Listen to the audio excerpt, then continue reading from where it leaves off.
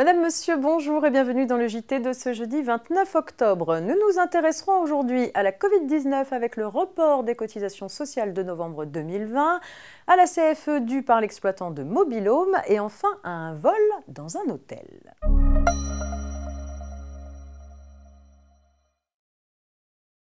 L'ACOSS a annoncé que les entreprises affectées par les nouvelles mesures de la lutte contre la crise sanitaire pouvaient reporter sans aucune demande préalable les cotisations patronales et salariales dues à échéance du 5 ou 15 novembre sans pénalité ni majoration de retard.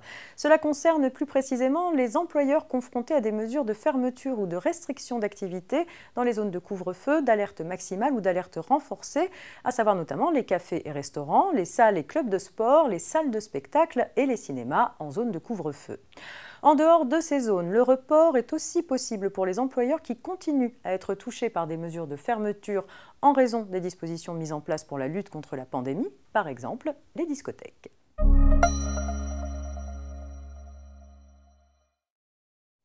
Il est question de la CFE due par l'exploitant de Mobil-Home dans l'affaire suivante.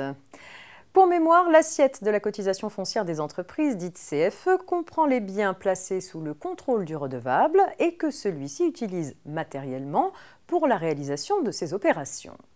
Une société qui exploite un parc résidentiel sur lequel sont implantés des mobil-homes qu'elle donne en location pour le compte de leurs propriétaires fait l'objet d'un redressement de CFE à raison de ses habitations légères.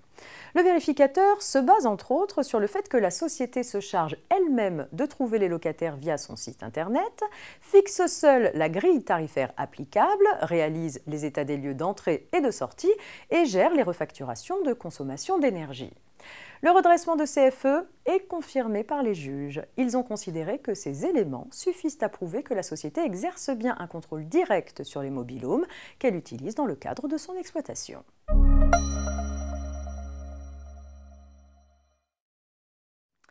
Lorsque le client d'un hôtel est victime d'un vol de ses biens déposés dans l'hôtel, la loi prévoit que l'hôtelier est automatiquement responsable, même en l'absence de faute de sa part.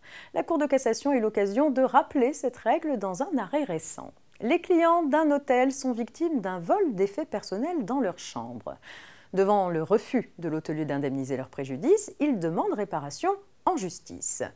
Le professionnel nie sa responsabilité. Selon lui, elle ne peut pas être engagée dès lors que les clients ne prouvent pas qu'il a commis une faute. De plus, il estime que les clients n'établissent pas la valeur des objets volés. Ils n'ont en effet produit que des photocopies de factures ou des estimations et non les originaux des factures d'achat. Une argumentation qui convainc les juges d'appel, mais pas la Cour de cassation. En effet, selon la loi, en cas de vol des effets que les voyageurs apportent dans son établissement, l'hôtelier est responsable de plein droit. En d'autres termes, la responsabilité de l'hôtelier ne nécessite pas la preuve d'une faute.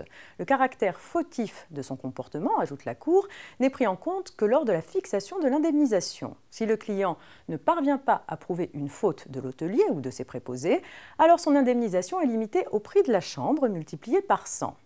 Par ailleurs, concernant la valeur des objets dérobés, la preuve est libre puisqu'il s'agit de prouver contre un commerçant. Les clients peuvent donc établir cette preuve par tout moyen et notamment grâce à des photocopies de factures ou des estimations. Fin de ce JT, on se retrouve demain vendredi. Très bonne journée.